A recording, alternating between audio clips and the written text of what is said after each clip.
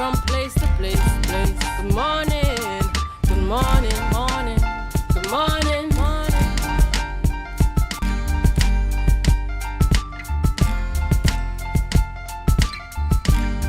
Put a smile on your face when you're moving from place to place. Good morning, good morning, morning, good morning, morning.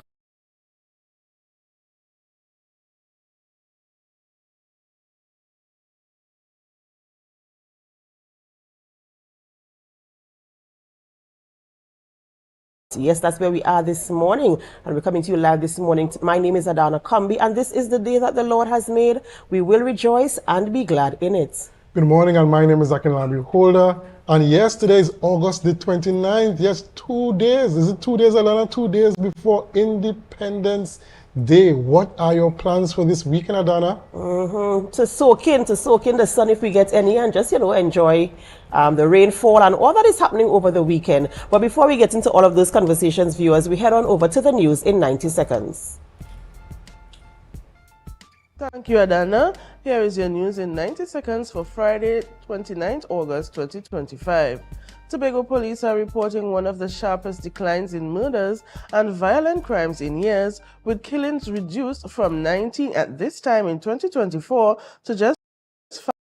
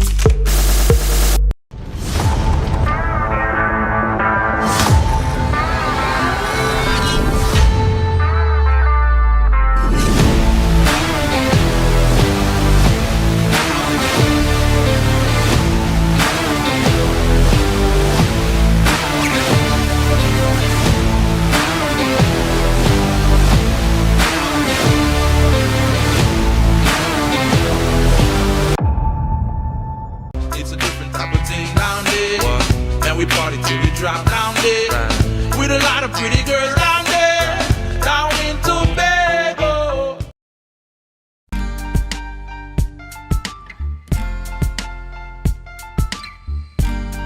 Put a smile on your face when you're moving from place to place. Good morning, good morning, morning, good morning, morning.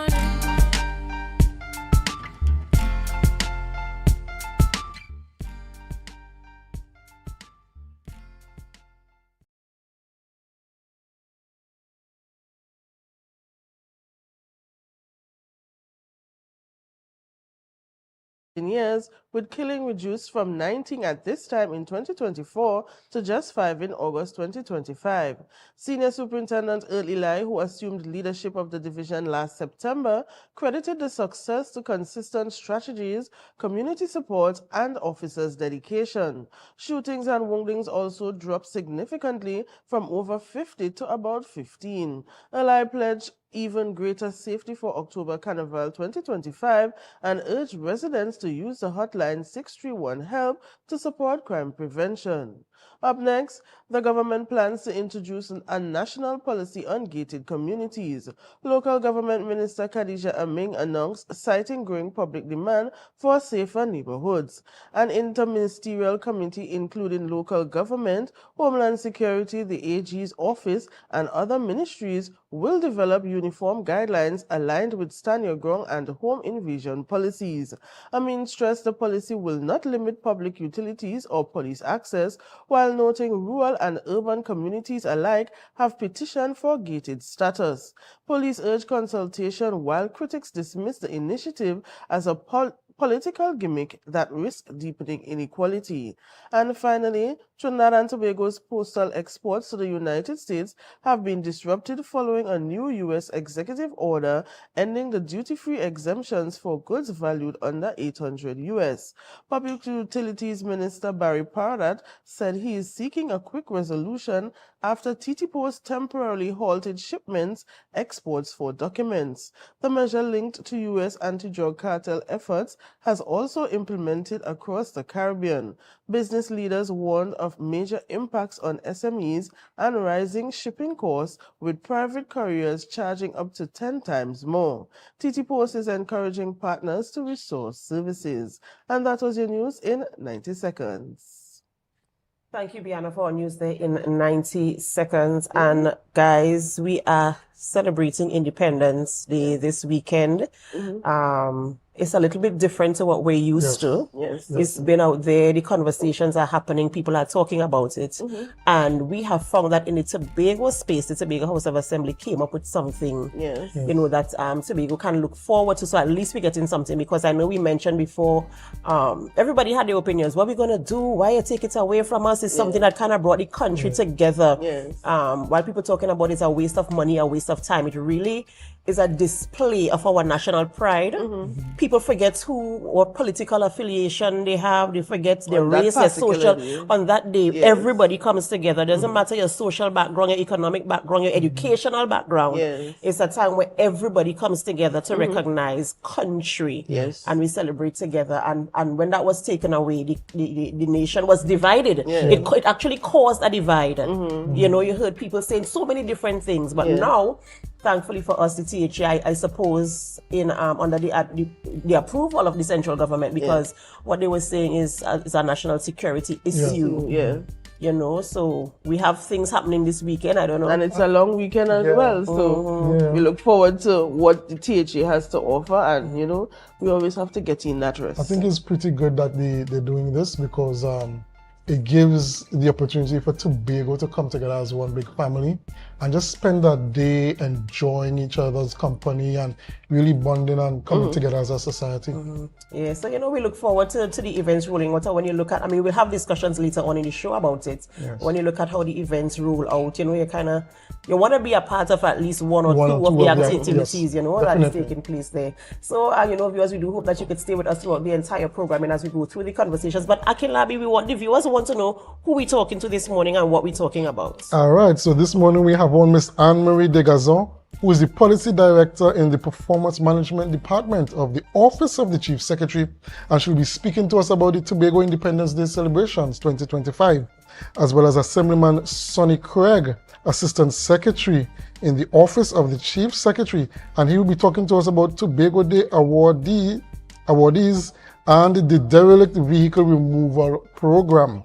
And finally, we're going to have a bit of Snips and Clips. We're talking about Snips and Clips coming up soon. Yes, Snips and Clips, that charity barbering initiative. All right, all right. Thank you so much, Akinlabi. And viewers, of course, we do hope that you could stay with us throughout the entire program. And remember, you can leave your comments on our Facebook live stream and our YouTube channel because we want to hear from you. We want you to be a part of the conversation. We want to hear your opinions. In fact, ask the questions you want to ask, and we'll ask our guests just in case we missed something that we were supposed to ask them for you. Yes, we have to go for a short break before we continue conversations this morning. And as we go, we invite you to help us. Share the live, share the live, share the live. We'll be right back.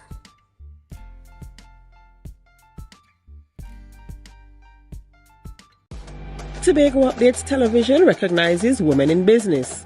Every Thursday morning on The Morning Show, we engage with women-owned and operated businesses from right here in Tobago.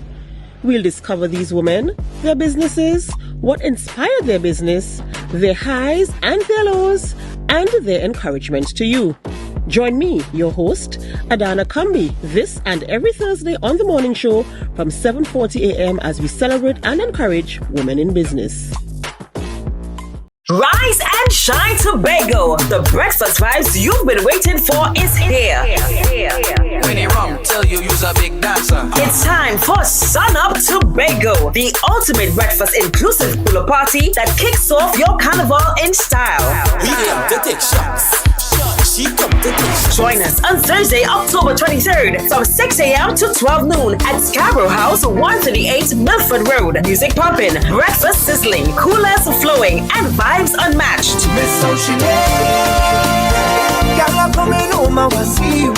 This is where sun, sea, soca, and celebration collides. Get your early bird tickets now at Pablo Supermarkets, Barcode, Lost Restaurant and Launch, Signature Cuts, IslandEtickets.com, and committee members. Don't miss the event where Tobago Carnival truly begins. Sun Up Tobago. Come for the breakfast, stay for the vibe.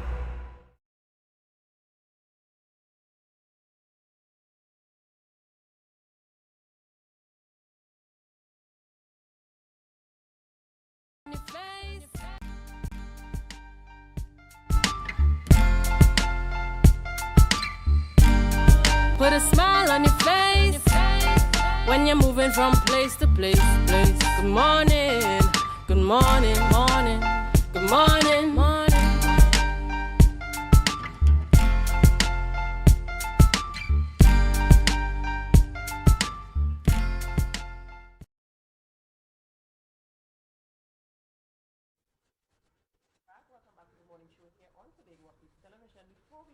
First conversation this morning, of course, we have to celebrate. It's that time of the morning where we say happy birthday to those who are celebrating. And this morning we start off the birthday celebrations by saying happy birthday to Mr. Kevon Salt Lewis. Kevon is celebrating a birthday today, and we say happy birthday to you. We do pray God's blessings upon your life, and we do hope that you have a wonderful, amazing birthday today. So happy birthday to you. We also say happy birthday to Mr. Shane Sterling. Happy birthday to you, Mr. Sterling. God's richest blessings on this special day. We hope that you spend it with family and friends and that you stay safe over the Independence weekend. Happy birthday to you. That's right. And finally, we say happy birthday to Kaylan Baker. Kaylan Baker is also celebrating a birthday today, and we say happy birthday to you. We pray God's blessings upon your life, and we do hope that as this long weekend that you all have an amazing, amazing birthday.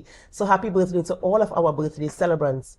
And remember, if you are celebrating, and even if we don't have your photographs, we join in the celebration with you all, and we remind you to put God first, because He is the sole reason why there's even anything for you to celebrate.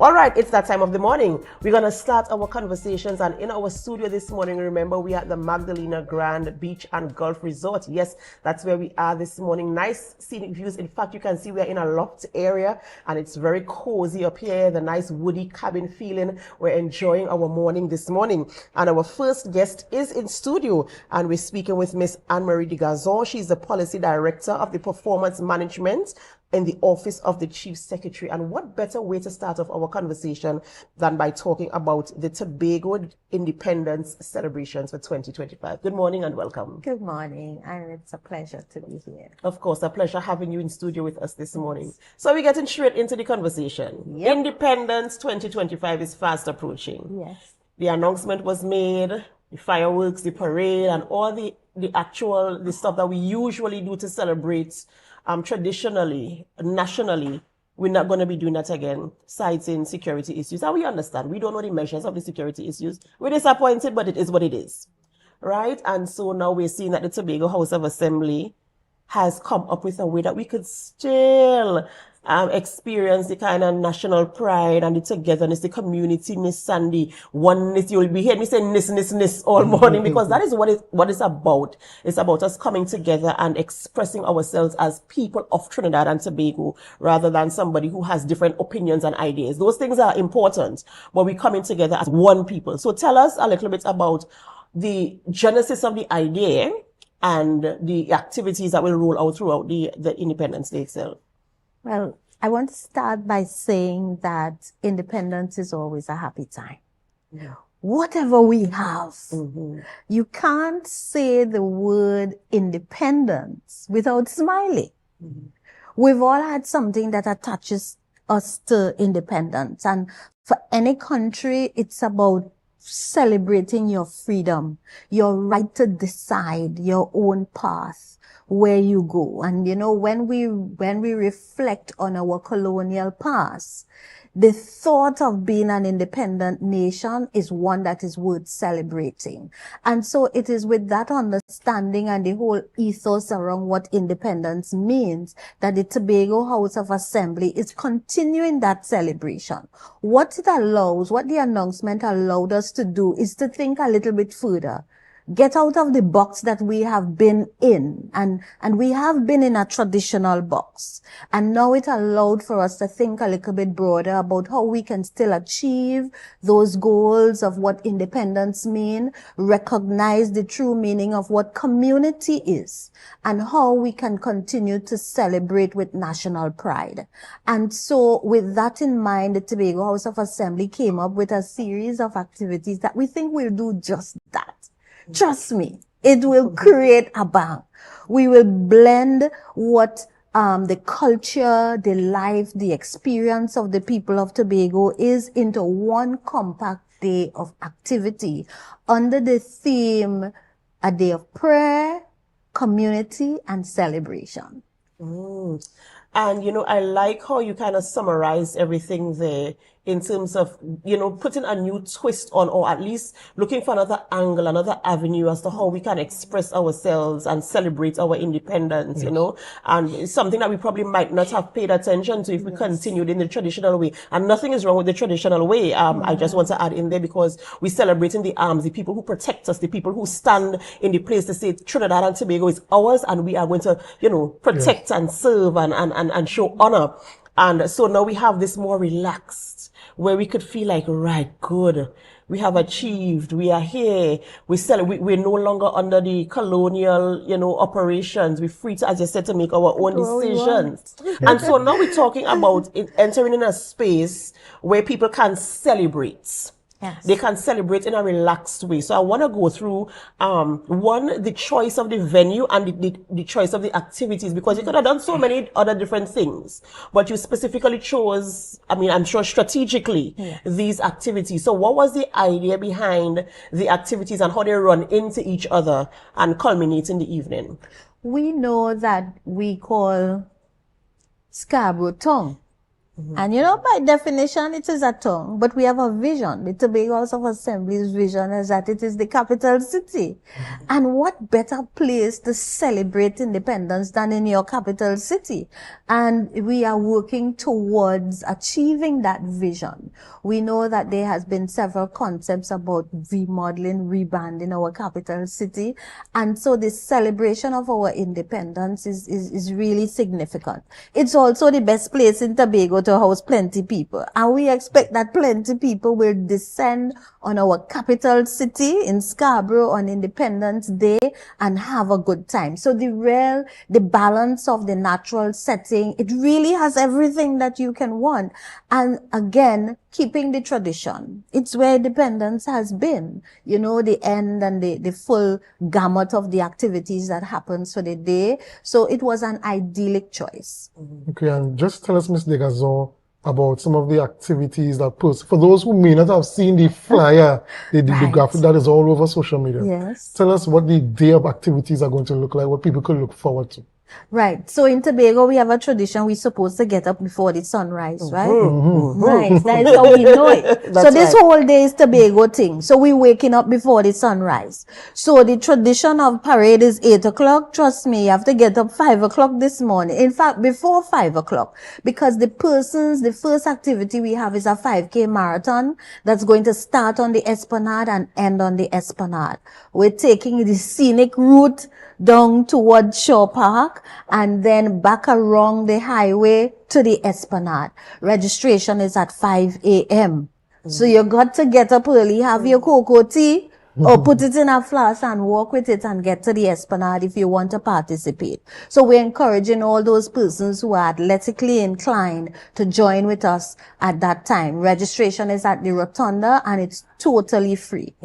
But if you're not athletically inclined and you just want walk now. because you know the fresh morning air, you know I like it. The fresh morning air by the seaside, you know I like it. That's I like right. that. Take a walk. And we have plenty people who walk. They walk up Old Fort. They walk all over the place in Tobago. Come down by the Esplanade. Run, walk, wherever you want to do. That's right. That's right. And then you continue after the walk. You We go ride straight in. into We ride in. On that instrument that some people are very skilled on, but there are others like me who have not worked out the physics of it as yet, right? So we will stand on the side and cheer on the persons who can ride that bicycle, right? There is going to be a 10K using the same route. We have our riders coming out. Again, it's also open to anyone. It's no registration cost. You register on the same morning and you join the ride. So it follows immediately after the race. Okay. and then when we come back to the Esplanade. Well, you had to go have breakfast. Right. So we are inviting all our vendors. We want to see some traditional food coming down on the Esplanade. So we have no registration. Persons have been asking if we are registering vendors. No, these independents, come down, do your thing. Just make sure that it's done orderly and so on. Pick a spot. We have the whole stretch of the Esplanade. And so people can have breakfast down there, make sure they have the real stuff. We move straight into our fun and family day experience. Many persons have traditionally been on the Esplanade after the parade to take in the regatta and the powerboat racing and so on. That activity continues on the Esplanade. That seafront view. So pick your spot, get your umbrella, put up your tent, get your chairs, and sit down and enjoy the races for the day. The races will be interspersed with some other activities. We have things for the children, you know, the bouncy castle, the face painting, the traditional things. So come down and experience, bring the family, right? We have added a few features to the traditional boat race. So we'll have some jet skiing, doing a nice demonstration for us. And then I think this is what do you call it? An historic event when we're going to have goat racing in town. On the Esplanade as well? Not on the Esplanade. me, We're kind tell of me. afraid. We thought about the Esplanade. But I'm thinking But we the said, you surface. know, those goats might just eat out the grass on the Esplanade. So we didn't want to do that. So we're having them on that stretch, you know, down where standards used to be, right up to about Sings Hardware. Right. So we'll have a little stretch there where the goats are going to descend on Scarborough and we're going to have that traditional goat racing. I am looking forward to that. I hope they won't deviate and enjoy the sea breeze, but Well, this piques my interest a lot because I'm trying to figure out how we're going to manage that, because I know usually for the goat racing, they're in a controlled area. So I'm trying to see how this will work. I really, we have all kind of expertise in Tobago. Don't underestimate the people who are accustomed That's to their right. thing. They know how to do their thing. That's right. So we are working with our community organization, our civil society groups who are doing and managing much of what is happening there. And to me, that is the thing about independence. We need to bring in nobody. We have everybody here who can do what needs to be done. That's right. That's right. And then we move to, we move to, where we're Shaw going to Park. show, right. We're going to Shaw Park. Yes. So it's a day of prayer. So we're going to be doing some praying. Not that Tobago would not be traditionally praying before, because it's Sunday morning. And a lot of our churches will be recognizing and having their early morning services while all of these other things going. But then we all converge on the Shaw Park complex between 3 and 5 p.m. for afternoon of prayer, worship, praise, singing. We're praying for the nation. It is an interfaith kind of a prayer service. So we have representatives from all of the major denominations in Tobago. We're inviting all the churches, but the entire public is invited to come in as well. So you transition right into the church service. We follow that, and I'll go quickly. We follow that with joining the lime, and the lime is going to be at the amphitheater. So following church, you can go and take a little lime by the amphitheater, and then we culminate with a movie night at the Botanic Gardens. The movie night starts from about 8 p.m. We're inviting folks to, again, bring your chairs, bring your blankets. We'll sit on the greens and enjoy a wonderful movie. Popcorn and movie. Sounds absolutely amazing, and very, very engaging. I feel as if there's something for everybody. Yes. So everybody Definitely. can toot bagay. That's We can right. all participate in the Independence Day parade. And I must say, hats off to the Tobago House of Assembly, OCS, for coming up with something that is so all-inclusive and considering the needs of everybody. So if you can't come in the morning, you can come in the afternoon. If you can't come in the afternoon, you come in the evening. If you can't come in the evening, you come in the night. Exactly. Right? So You have no excuse to not come at all. That's right. That's Yes. right. So we'll all have a part of the Independence Day celebration. So thank you so much for coming this morning and breaking it down for us in that kind of way. And of course, providing an opportunity for us to still bond together as who we are, as Trinidad and Tobago, and primarily Tobago in our own local space. Thank you so very much. Ladies and gentlemen, we've been speaking with Miss Anne-Marie Digazon, and we're talking about Independence Day celebrations. Come out from 5 a.m. at the Esplanade. Register yourself, take a little walk up the road, come back down the road, ride your bike, play the games, and have all the fun. See the goats race and have a wonderful, wonderful time at Independence Day here in Tobago. We have to go for a short break before we continue conversations, and as we go, we invite you to help us. Share the live, share the live, share the live. We'll be right back.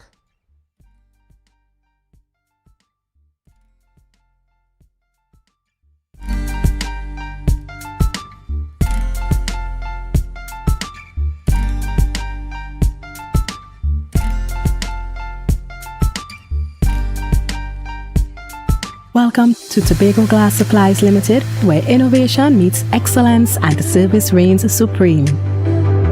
Our commitment is simple: to provide high-quality, innovative aluminum, vinyl, and glass solutions for both commercial and residential spaces. At TGSL, we don't just meet needs, we exceed expectations. Our range includes the finest aluminum cladding options, setting new standards in durability and style. Driven by our passion to elevate, we aim to be the leading supplier in the Caribbean market while retaining our identity as a family-owned business. Because at Tobago Glass Supplies Limited, it's not just about products. It's about relationships, it's about you. Innovation, quality, service. That's Tobago Glass Supplies Limited.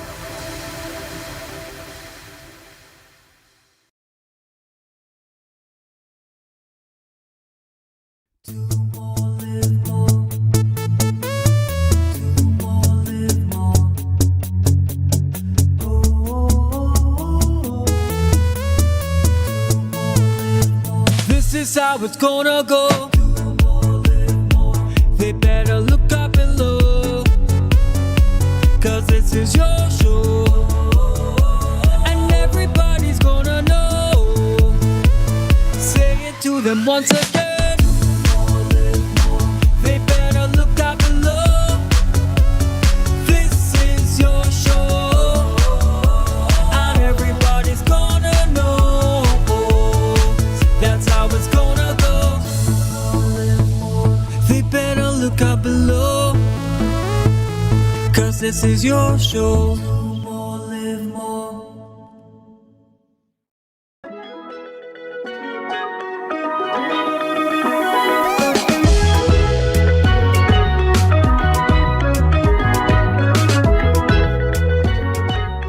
Take your shot. with Junior K. Always with the introductions, as you see. And of course, we're on television. Big up to my boy Saki. We just complete. I saw that. So we didn't have a choice. We had to call it. Good. So, Carnival. I say, warn them. Hey, I get to know. Baba boy, don't run. Me God, we are the last man. Alright, you got a drink, bro? Drinking liars. Enjoy Take Your Shot on YouTube. Like, subscribe, and share.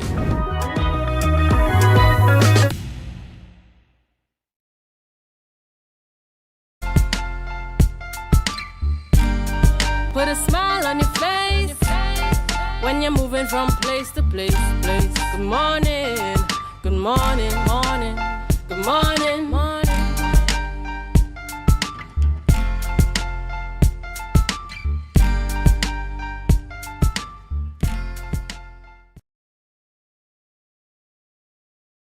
Welcome back to the morning show here on Tobago Updates Television, and thank you so much for staying with us. We are at the Magdalena Grand Beach and Golf Resort. In fact, we are at Club Roos. What is it? Tell me the correct name again.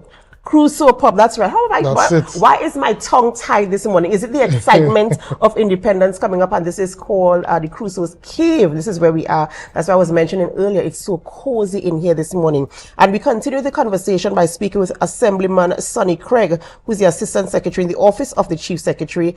And this morning, we're speaking on a very unique topic this morning, Tobago Day awardee. And we'll tell you a little bit about that. And we also have another part of the conversation, which we'll be talking about, which a lot of you have been waiting to hear about. It was mentioned, I think, about a year or so ago, and we're going to have that conversation as well. Good morning, Assemblyman, and welcome. Good morning to Tobago, Trinidad and Tobago, to the whole world. Good morning. Right. So this morning we're talking about a Tobago Day award, and off camera before we came on set, we were talking about what is the award about.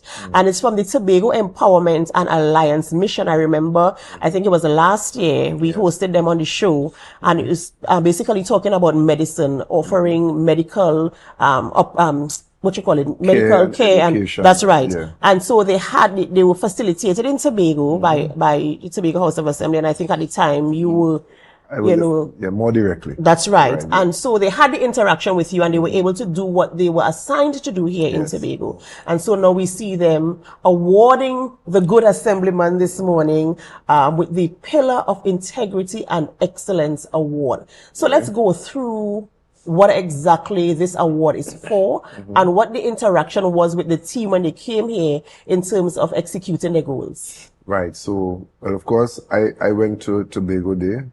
Should I put it at my own expense? Yes. I went on vacation, and I timed it to be a part of the celebration, you know. And on the Monday, the Chief Secretary held his town meeting, which is a regular staple on that weekend in New York. And I was called to the stage. I wasn't too sure what it was about until Miss Angela Cooper stated that I'll be honored. She has been interacting with me. We have been interacting for a time, and she thought that what I bring to the table, by virtue of Tobago's development, was worthy of an award. So here it is. When she came to do the medical missionary program, I was the main facilitator, doing all the run-ups and runs and downs, you know, so to ensure it came off successfully. And I was there on the day also, assisting in whatever way I could to ensure it was a success. And I think it was a success, yeah. So based on that, it was anchored on that. And her team thought that I was but how they described me on the award? They thought I was a champion of the people, based on their observation. And I'm very happy. I'm humbled by the award. I was not the only awardee, you know. Elvis Rajman, he was also extended an award, and Mr. Kern Kawan. All right. I think Rajman, by virtue of his involvement in culture and so on, and Kern Kawan leading the festival's charge, I think that in that capacity, he too was awarded, but they were not present to receive, you know, so they got their awards after. So tell us, you worked with the Medical Missionary Initiative. Yes. Tell us some of the work that they would have executed, some of the things that would have done last year. All right, now the work that they did, I wouldn't categorize it as being much different to what we are accustomed to. It's just that in every society, we will not frown on assistance, especially if our diaspora is returning home to give this kind of assistance and to help in this community. Now, you appreciate that in Tobago, the advent of diabetes, the growth of cancers, and of course the diabetes in our society leads to so many amputations and so on. There was a direct involvement by virtue of helping people understand how to take care of their limbs. Should you be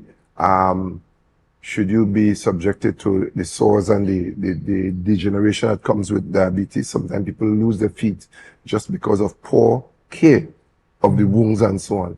There was training in that capacity to help people to understand. So you didn't have to run to the hospital every single time if when you have education, knowledge is power. And so people could feel empowered to give themselves or their loved ones assistance. There was training in those areas, and there was also the basic assessment, blood pressure, know your numbers kind of thing, and advice on how to keep yourself healthy, right? So it was a really nice stopgap in the whole health journey on the island, and I was happy to be a part of it, yeah. And in terms of continued collaborations and relationships, is there any conversation or discussion that is, that is in the atmosphere now for continuity, for them to continue partnering, whether it's with the Tobago House of Assembly or any group or NGO in Tobago? Well, the group is committed to, that particular group was a Trinidad and Tobago extension in the States. There is also the group that's more focused on Tobago, and that's the one that's really executed Tobago Day. And there are no limitations to what they want to do. I was totally impressed at the town meeting on the Monday night, that impressed to the point where I'm seeing the passion in our Tobagonian relatives who live overseas. They came to the meeting and you hear them agitate for things for Tobago, and you swear they're driving on the slightly damaged roads and things that we have here. You swear that they're experiencing, but then again, it's the way the Tobagonian thinks, because if I am living under some kind of stress in Tobago and my relatives in the States know, if they have the air of anybody in leadership, be it the chief secretary, be it myself, they're going to express themselves and say, look.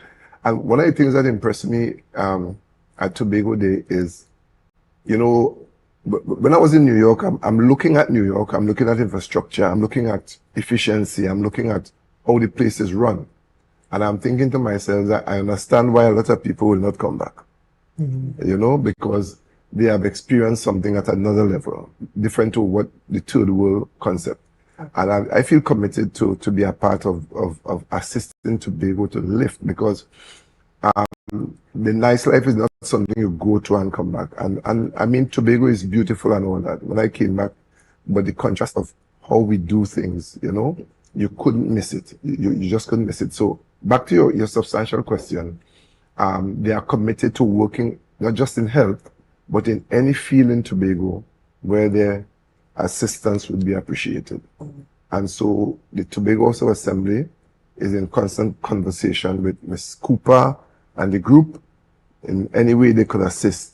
Sometimes we don't even realize that some of the wheelchairs you see people moving around here, they donate wheelchairs, they donate hospital beds, they donate crutches. So the help is always coming, walkers, and these things through these groups in the States, and sometimes maybe in Canada, who are Tobagonian rooted and just want to be a part of the Tobago experience still. Mr. Craig, you stated that you wanted to work towards lifting Tobago up, right?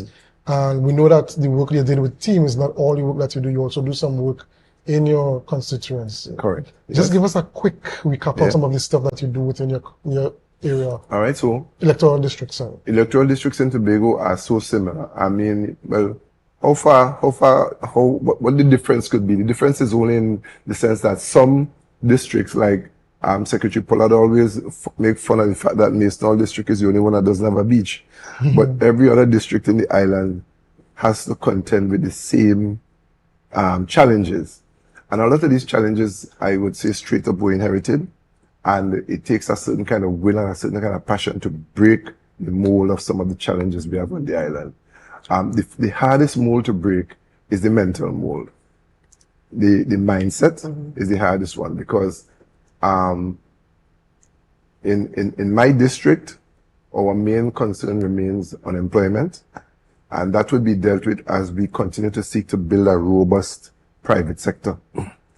I notice, and not just in the States, but in most progressive countries, the strength of the economy is not anchored in necessarily government involvement, but in a strong private sector. So I ask people, I say, when you think about the United States and you think about what it has to offer, the things that come to mind, apart from the US Postal Service, which does a massive advertising drive, you hear about the McDonald's, you hear about Chevy, you hear about Jeep, you hear about the manufacturing sector.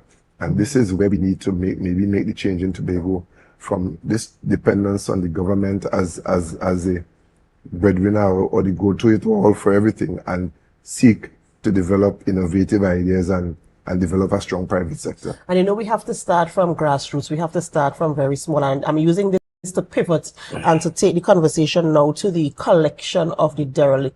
Because the conversation came up, I think, if I'm not mistaken, about over a year ago, almost two. I remember when the Chief Secretary made the announcement that, you know, we're going to be doing this, and I was very happy because an eyesore it is indeed. You know, you walk around and you see abandoned, derelict vehicles just left there, sometimes on the roadside, so you have to swerve around them to get by. And so now we're talking about we're ready to remove these vehicles. So tell us a little bit about how this is going to roll out and what our role is as citizens here on the island. So thank you. I say within the next 2 weeks or so, we should begin picking up those vehicles.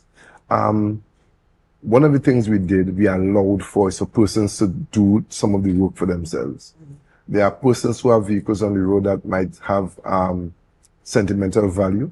They might be antiques from another era, and they just want to see them there every time they wake up. I don't know. I feel that I had one on the road at one point in time. And we really gave a lot of time for persons to move them for themselves. We have reached a stage now where we have created a space. That space had to be, we just couldn't just get clear the space, but we had to put in the necessary infrastructure, a basic gravel road surface and so on, so we could really store them in a sense of order and not allow them to become incubation sites for mosquitoes. Yeah, so we have to do a lot of work behind the scenes before we really picked up the first vehicle. The first phase would involve picking up vehicles that are no longer worthy. There are some vehicles that there are no number plates. They might not have any glasses. It's just a frame. We want to pick those up first. And that phase, we're still hoping that persons who want the vehicles they have on the side of the road, we are hoping you could move them before we get to them. The last thing we want is to have any conflict with anyone about the antique that we move.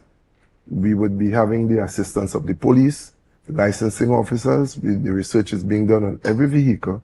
And when you pick up a vehicle, we know that we are covered by the rule of law, and that is going to be stored in a place where if you want it back, you'll have to pay to get it back. You'll have to pay the cost to get it back, and you can't put it back on the road. I was just about to say, and you have to prove that you're able to store it in a place that's appropriate. Appropriate, correct. Yeah. So we are poised to go.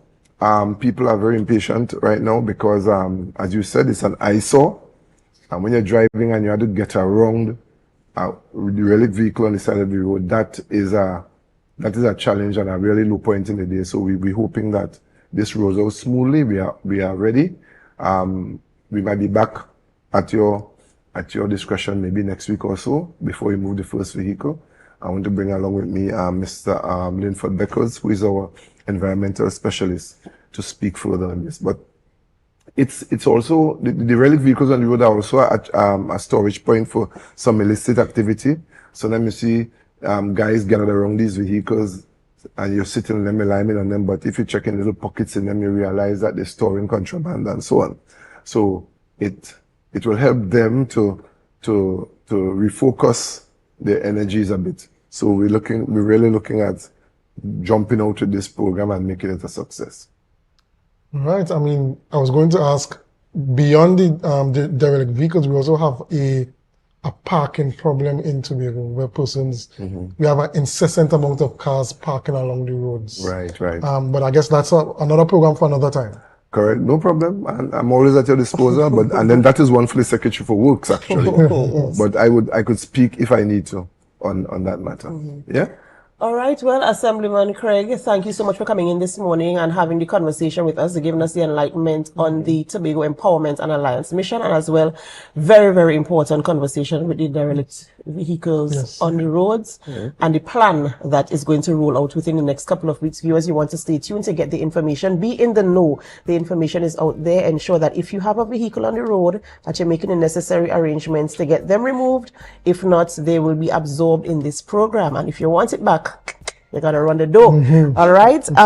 Ladies and gentlemen, before we go for a break, I have this little bit of information for you. Hey, Tobago, check books and office supplies at TLH Plaza for all your back to school needs. From backpacks and stationery to textbooks and Tobago's largest selection of literature. It's all in one place. Yes. Open on August 31st, September 1st, and 7th, 10 a.m. to 3 p.m. Head down to Scarborough and gear up for the new school year. That is books and office supplies. All right, ladies and gentlemen, we have to go for a short break. But before we go, of course, we're going to ask you to help us do what? Share the live, share the live, share the live. We'll be right back.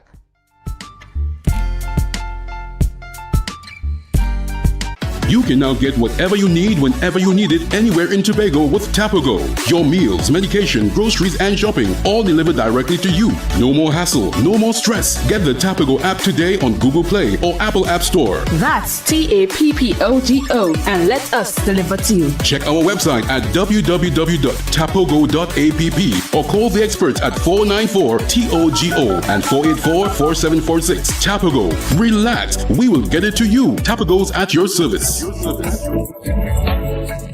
Coconut's Cafe, the buffet restaurant that specializes in all your tasty local dishes. For breakfast and for lunch. Breakfast includes coconut bake and sada roti, served with chokers, bull joil, and sausages in tomato sauce. Not forgetting beef and cheese pies, shepherd's pie, macaroni pie, and rice in various styles. Meat served in a variety of flavors, garden salads, and pasta salads. All this accompanied by fruit juices, coconut water, your choice of a great combination to appease your taste buds. So call us today to order, as we are here to accommodate your busy schedules or if you are having a cooking day off. Want to get better? Where to start? What kind of exercise to do? What to eat? How to get restful sleep? Need a doctor to search for root cause? Look no further. Come to Majuba Hill Lifestyle Center Foundation at our Wellness Center in Goodwood, or Food Hub in Darrow Springs, Scarborough, or Doctor's Office in Goodwood and Darrow Springs. Contact 49 Swift 4979 438.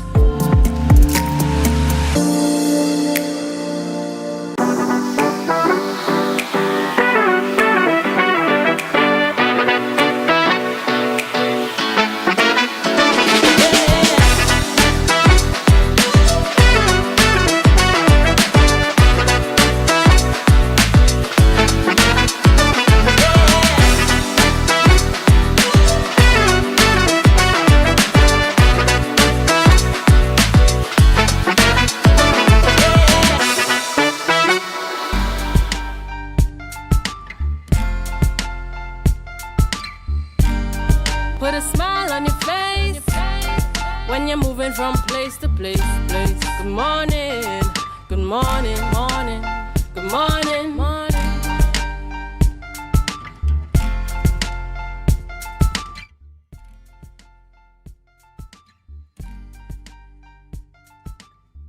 Welcome back to the Tobago Updates Morning Show. Yes, we are here. We're outside at the Magdalena Grand Beach and Golf Resort, and we are here at the Robinson Crusoe pub. Yes, and we have in studio with us Mr. Javon Williams, and he's here to talk about clips and snips. Do I have that correct?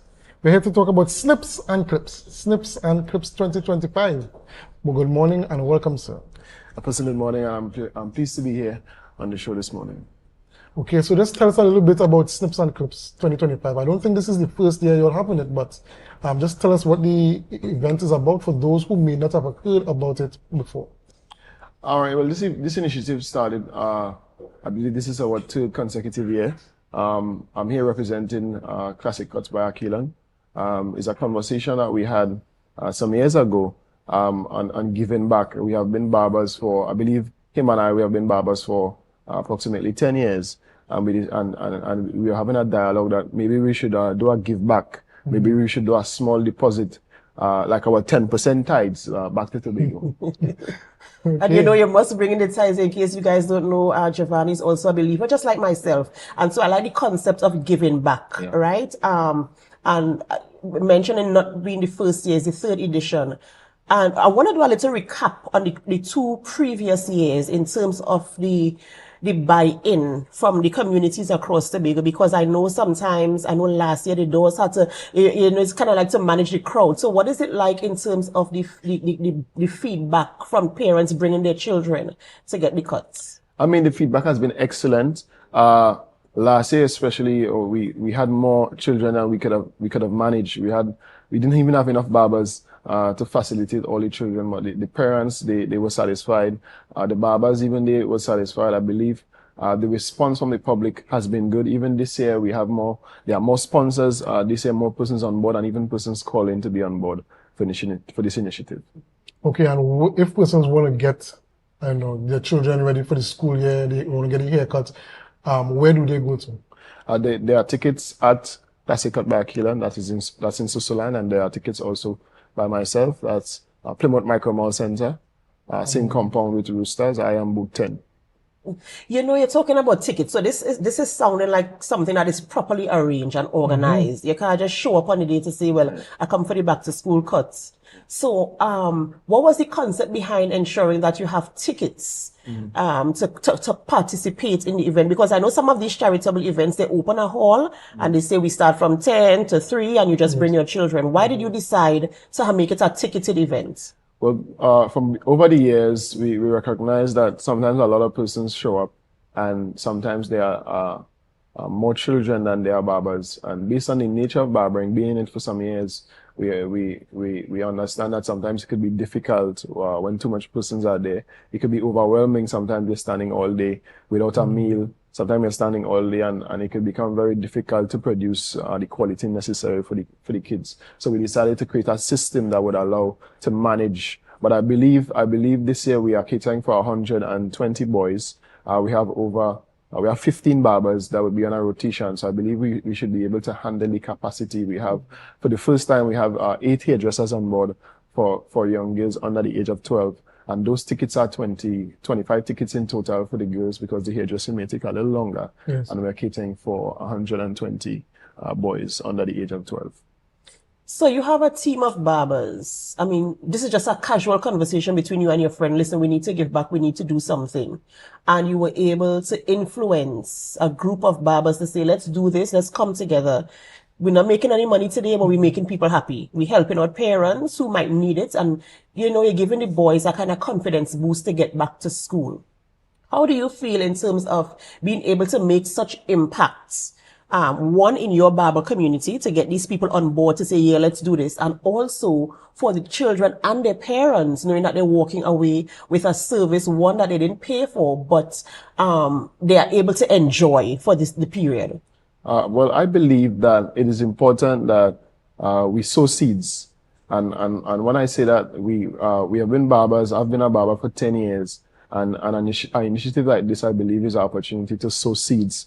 Sow seeds back into Tobago, sow seeds back into our careers. Even barbers have an opportunity to market their business, to find new customers, to satisfy a new person and even build their barbering career. And this is a seed that we are able to sow into the future of Tobago, the future prime ministers, the future leaders, the future persons in Tobago who came there and was able to see young men in business, young men doing something positive, that they may be inspired to go back to school, maybe even to push forward. And even while they're on the chair, we put inspiring words into their hearts. We plant seeds even into the young men, and the parents truly enjoy that. They truly enjoy being able to come to events where young men are representing the Tobago space excellently. So the barbers enjoy themselves. The barbers are actually are loved. We even have barbers coming all the way from Trinidad to support the initiative this year.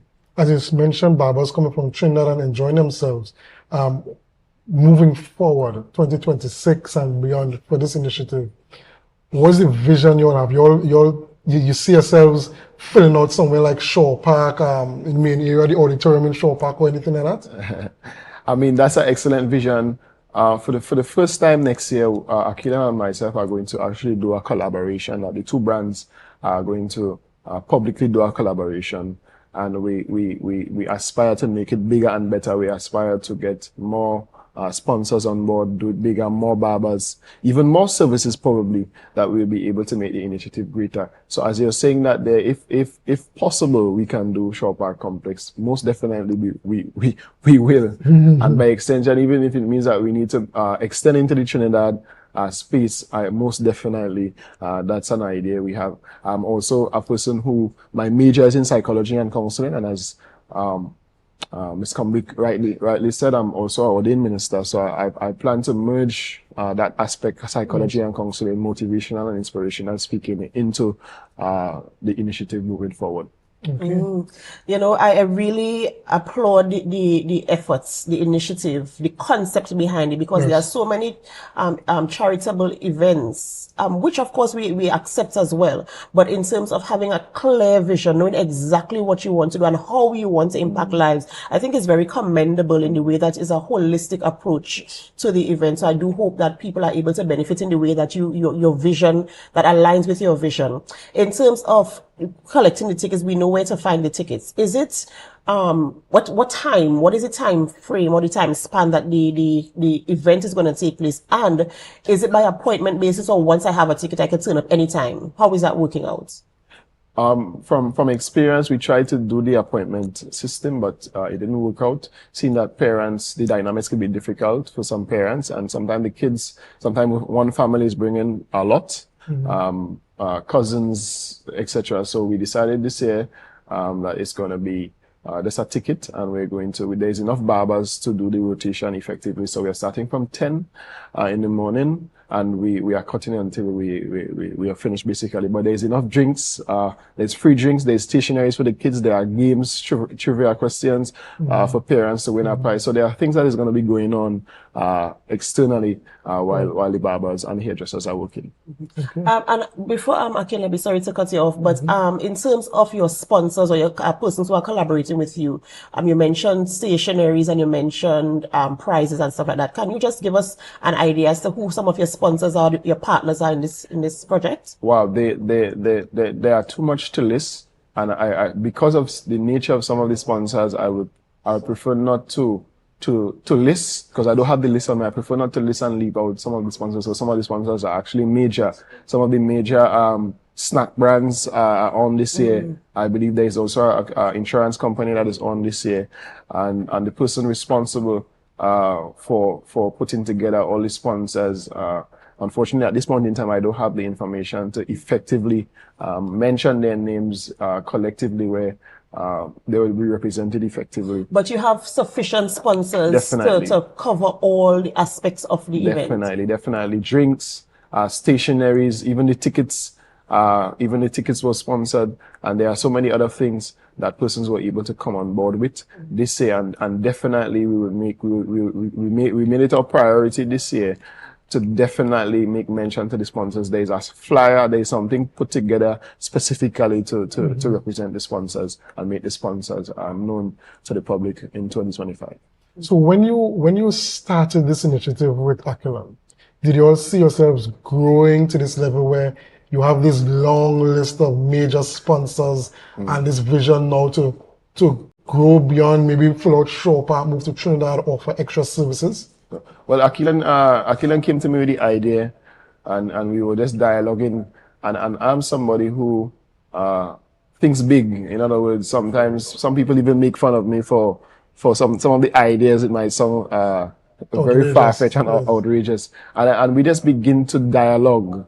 And we decided to start the first time around, and there was even some discouragement the first time around because the ECs were given some issues, the dynamics were given some issues, and we realized that we need to think bigger. We need to do more planning. There need to be more dynamics, ironing out of the dynamics.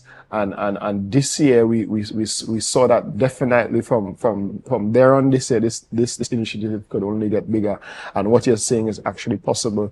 That Trinidad is possible, doing it bigger is possible, more barbers is possible, the hairdressers are possible, and hopefully we see persons who are into cosmetology may be able to come on, and so much of the other industries may be able to come on in future. Maybe even more sponsorships will be able to come on in future. You know, one of the things I noticed is that in our society, we always talk about the negative aspects of things, especially when it comes to our young men. Yes. And here we are seeing two young men, friends, having a conversation. Hey, how could we reach this group of people? How could we? And the beautiful thing about it is that you started off with the young men as well. So it's like two young men, the business operating, and there are some young boys who we could influence. We could tell them, hey, you could do whatever you put your mind to. So I must applaud that effort. And I want to, I want society to be able to understand that each one helps one. And we always say it here on the program, if you could help at least one person, it will make a difference. And what you guys are doing, you are breaking ground. Yes. And you are allowing people to understand that somebody cares, somebody's listening, somebody observes, somebody understands, and somebody's helping to provide a service that I might not have been able to enjoy. Because they might just go to a barbershop, the parents might have the money and they go to a regular barbershop, cut their hair, and they go home. But the experience you are providing for our young men, our vulnerable, impressionable youths, I must commend you and the team for doing that. And I do hope that as you continue, that you get more innovative ideas, as you mentioned before, you want to expand and do all of these things to really impress upon their lives and to do follow-up as well. Definitely. To find out where they are. You spoke about having conversations with them while they're on the chair. Follow up next year. If they come back next year, hey, that thing we spoke about when I was giving you that markup, did you do it? Were you able to, stuff like that? So I'm looking forward to getting reports like that in the future, your future execution of the project as you go along. Just in closing, remind people where they can get tickets. If there's a number, they can contact you guys by the venue for the event and the start and finish time of the event. Definitely. So there are tickets at the Micro Mall Center in Plymouth, booth 10. That's my booth. You could also get tickets at Classic Cuts by Akilan in Susulan. You could also call my contact 318-6486, or you can also call 488 Cuts or 488-2889. We are operating on Monday, the 1st of September. We are starting from 10 till. There are snacks available, there are stationaries, there are games for the parents. It's a day of fun and excitement. And of course, it's a day of giving back, sowing a seed back into the Tobago space. All right. Well, thank you so much, Giovanni, for coming this morning. And, it's like a breath of fresh air. So many things to celebrate, and we celebrate this moment as well. Thank you so very much, and the best to you and the team there as you continue to do that which you are doing for communities on the island of Tobago. So remember, if you want to get your cut for your young man, the opportunity is still there for you to do it as well. All right, ladies and gentlemen, I have another, I have to tell you this one more time. Yes, just before we go. Hey, Tobago, check books and office supplies at the TLH Plaza for all your back to school needs, from backpacks and stationery to textbooks and Tobago's largest selection of literature. It's all in one place. Open on August 31st and September 1st and 7th from 10 a.m. to 3 p.m. Head on down to Scarborough and gear up for the new school year. Yes, that's books and office supplies. Ladies and gentlemen, this is where we have to end the morning show here on Tobago Updates Television, but it's not where we end our programming. We continue on with GMT, which is Good Morning Tobago. So we do hope that you could stay with us while we continue to sit here at the Robinson Crusoe Cave. Yes, in the meantime, we're asking you to help us. Share the live, share the live, share the live. Stay with us.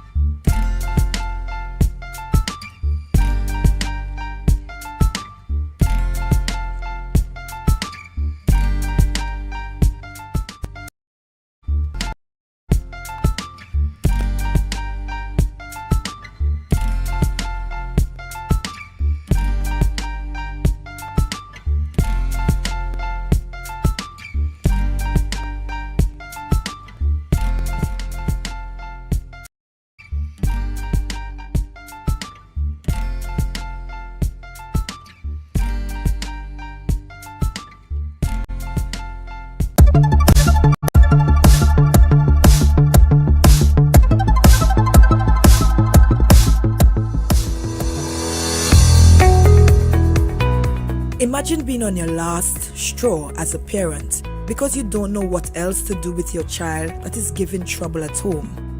Well, the Probation Services Unit of the Division of Health, Wellness and Social Protection hosted a 4-day program titled Thinking for Change, which was geared to help improve the change behaviors by encouraging and inspiring these kids that they can do it, to keep going, to always believe in themselves, that they are enough and they are more than capable. We are guiding you today that once you change your thoughts, you can change your game. And essentially, that's what Thinking for a Change focuses upon. This program isn't just some boring lecture about being good. It is a powerful, real-world system that teaches you to take charge of your own life by changing the way that you think. And here's the deal. Your thoughts. Parents shared how thankful she was about having a program like this. I'm very grateful for the program and for all the parents who are going through the same thing, or that you might feel is you alone. Because them who are willing to come forward, right? And I would encourage parents to don't give up on their children and stick with their children, support them 100%. Since the program, me and my daughter get very close. We wasn't agreeing. You can't tell me nothing bad about my daughter now. I love she very much. And to listen to their parents. I did enjoy it. It also helped me change the way of how I think in like certain circumstances and attitude towards parents, teachers, anybody like older than me and thing, yeah. What I gained from this program is not to misunderstand situations, and so in every situation, like, okay, somebody comes to me, just get back aggressive. Learn and identify the feelings of the person and them kind of thing there. And I learned how two kind of situations. It have an in-your-face situation and it have a time to think problem. And you had to identify the problem to find a solution. Yes, I ain't gonna tell you don't live your best life. Live your best life, but do it with the permission of your parents or guardian and just respect.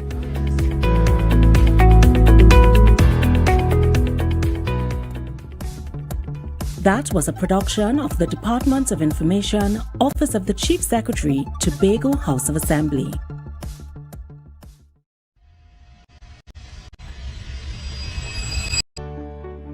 We are here at this General Hospital Medical Imaging Department. This morning, we actually hand over a brand new 64-slice CT scanner, replacing the 16-slice scanner that we have since the inception of the hospital. We've had a CT scanner, but this 64-slice would enable us to have faster images, so it's of course shorter scan time for patients, better imaging quality, so we'll be able to see detail in a much more efficient fashion, enabling better diagnosis, and it will also enable us to do things like CT angiography that we could not have done. So it is really an honor being here this morning to finally participate in this ceremony. Of course, we know that the CT scan is one of those pieces of equipment that can really help us with a whole lot. Its capacity to see what is happening within the body means that it can help us when we're dealing.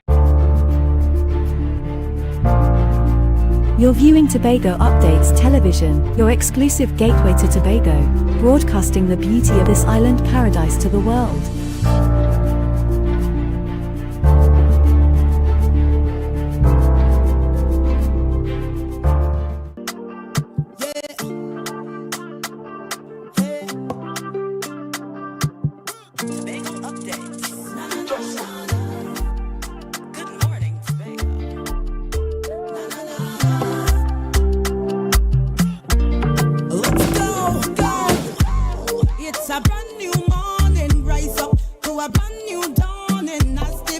Start to rise, the energy fill the sky.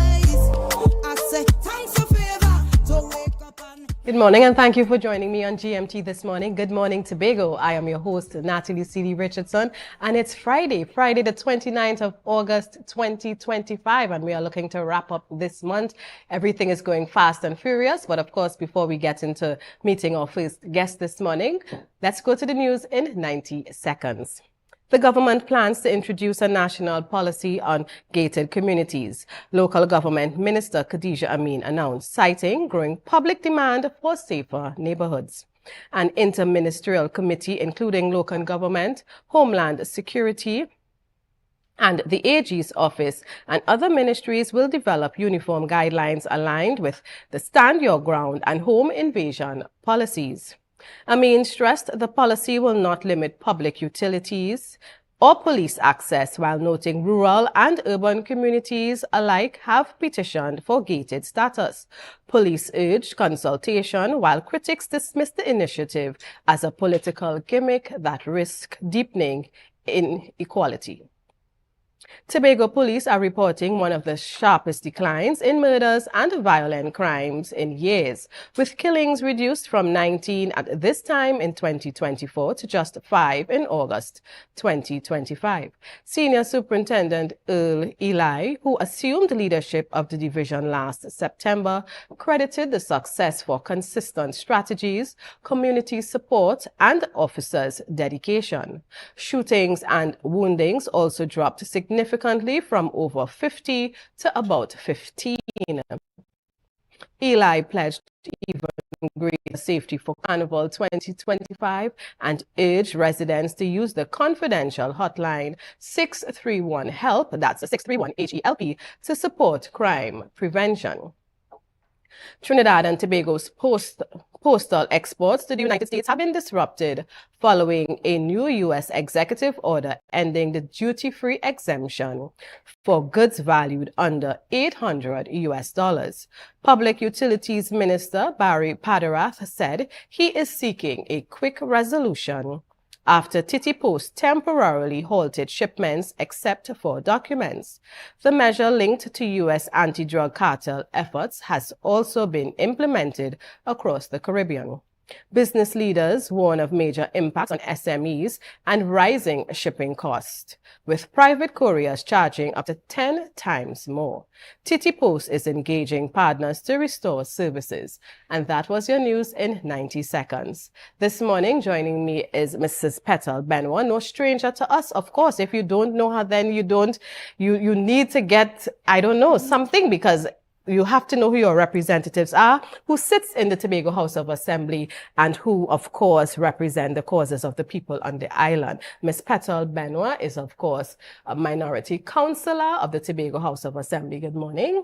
Good morning, Natalie. Good morning, Tobago, Trinidad and Tobago, and wherever you are tuned in to Tobago Updates this morning. A pleasant good morning. It's always a pleasure to be here. And it's always a pleasure to have you as well. I know how busy your schedule can be, yet, you always take the time out to sit and talk with me and, of course, to let people know what's happening and make your representation. This morning, I want us to start our conversation looking at central government. We know that they recently completed their first 100 days in office as a newly, if we can say, we can say new still, it's just 100 days, just over about 3 months. And everyone, you're seeing all the different public figures, professionals, analyzing what has taken place so far. We have seen coming out of central government, the Prime Minister as well, talking about what may have been accomplished, what they need to do. And it would be interesting to hear, what's your take on what has happened so far.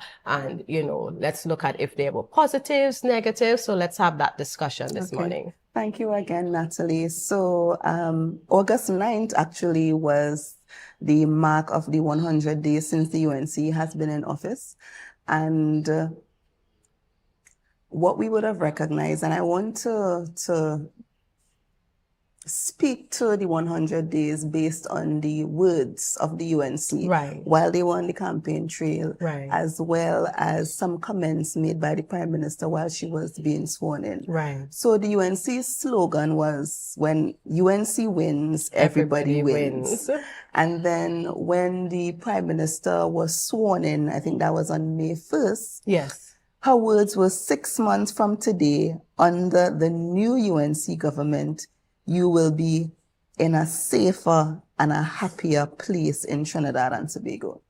And very soon after the UNC came into power, we heard about the CPEP contractors and employees. I think it was about 1,000, approximately 1,000 of them were placed on the breadline. Then you would have heard about the 4,000 forestry workers. And across the ministries and state agencies at the central government level, you continue to hear about firings and dismissals. Yes. You would have heard about the central bank governor. I think he has a lawsuit now. Yes. And most recently, we are hearing about the CEO of the First Citizens group of companies.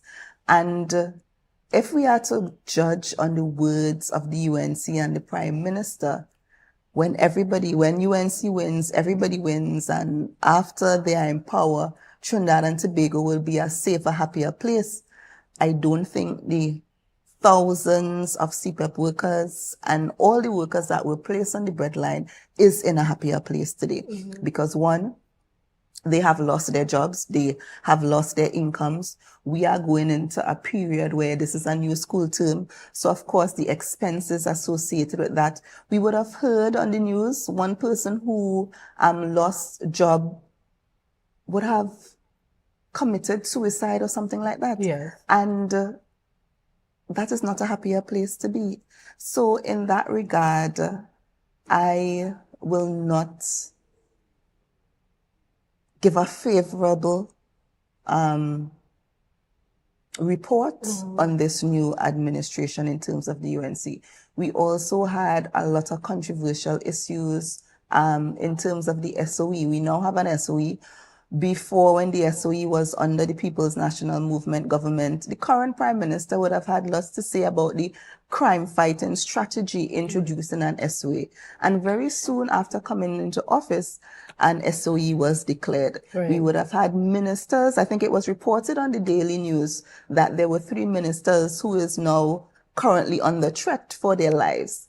And that is not a safer, happier Trinidad and Tobago. And again, based on those promises, we have not seen that come to fruition. But do you think, the Prime Minister did say in 6 months, and we're just about halfway through the mark, do you think it's fair, and it doesn't matter which political party is sitting at central government head, but do you think it's really fair to judge, to make that judgment whether they are doing well or not in just 100 days?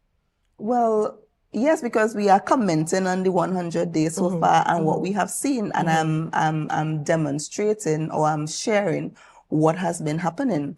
And based on their actions immediately after coming into office, persons are placed on the breadlines, persons are suffering, and persons aren't happier. And, I want to share my own experience because I worked at the solid waste swim call while I was in Trinidad, and this was the first term under the Kamala Persad-Bissessar UNC government. That was 2010 to 2015. I was employed at Swimcall, and shortly after that government came into office, I was also placed on the breadline. I was an accounting officer. I would have submitted my resume, went to interviews. I was duly employed with the organization. Myself, along with several other employees, came to work one day and was told that you are no longer employed. At that time, I was a permanent employee. So I could totally understand, living in Trinidad, having to pay rent, having to having to live, and one Friday, just being advised without any prior notice that you are no longer employed. So the group of us would have come together, we would have gone to a union, and they would have represented us. It took a while for some settlements to happen, but it happened over a number of years. So I could totally relate and understand with persons who, on the advent of a new government, and in particular the UNC, would have been placed on the breadline. So I feel the pain, I understand the hurt, I understand the frustration, because you could never feel it or empathize truly until you have really faced the brunt of that. So in that regard, again, we are judging them based on the actions, and the actions have not been positive to a number of persons. Right. And but is it something, and again, we're just talking about politics in Trinidad and Tobago, and for those of us who pay attention to what's going on, every time we have a political change in government, you often see a lot of people being sent home for whatever reason. Of course, some may have been political hires, or some may have been just wrongfully dismissed, as you would have shared in your case. Is this something we need to get used to? Because it happens. This is not the first time it's happening. It has happened with other, parties taking the reign. So is this something we should just, say? And of course, you always hear, no matter what, it's PNM, UNC coming out of the dismissals, you would hear, well, things were not done properly. Contracts are not in place. We're sending you home because we have to restructure your programs, We saw it here too in Tobago, I think with TADCO, when there was a change as well. And you heard coming out of the office that, there were contracts, subordinates getting paid higher than supervisors and issues like that. So do you think it's fair anytime, whether it's PNM, UNC, or government taking charge, and we have this upset, that it's totally fair to just say, you shouldn't do it, it's not good? No, what we understand is that there are changes in policy. Right. And, you would understand as citizens that new policy directives will have implications. Right. In the past, particularly under the PNM government, you would see where boards may have changed. But to go to the granular level in terms of staff, clerical workers, I have not experienced that in the past. And if you go back to the restructuring in terms of TADCO, there were 3 or 4 companies merged under the PNM in the Tobago House of Assembly. We had Tico Suave, I think we had the Fishing Company, and there were 2 other companies that were merged into TADCO. Okay. And with that restructuring, nobody was placed on the breadline, nobody was sent home. And I think there are ways that you could address those issues without placing people on the breadline. I also don't think it is something that we should grow accustomed. We should never grow accustomed to, if a new government comes in power, then, you have to be wondering whether or not you're employed. And if it is wrong in one administration, wrong is wrong and right is right. And you can't condemn it with one administration and then condone it with another. And again, I also feel that there are ways and means of doing things without disenfranchising the employee. Right. So I don't think it's something that, the population or people in general should get accustomed to. And very recently, this week, coming out of the news, we see the topic of gated communities as a crime strategy. What's your take on that? If you have had the time to look at and hear what's coming out of that ministry. Well, in terms of crime strategies, not everyone can afford living in a gated community. So if you are saying that that is a major strategy, what happens to the persons who are unable to afford to live in a gated community? Is it that their lives are lesser than someone who could afford it? So I think we need to really think through the crime fighting strategies. And again, that was one of the promises that was made on the campaign trail, that, we will be able to find crime in a more strategic way. We also had, in the recent past, the Prime Minister speaking about having a panic button. How many families would be able to install a panic button in their homes? And in terms of responses, we are hearing about the number of officers, the number of vehicles. What will be the response time to those panic presses, so to speak? So again, crime fighting is not something that should be politicized. And crime, we have to look at the granular level. It can be seen as well as social issues. Right. What are the things that are in place to reduce or alleviate crime?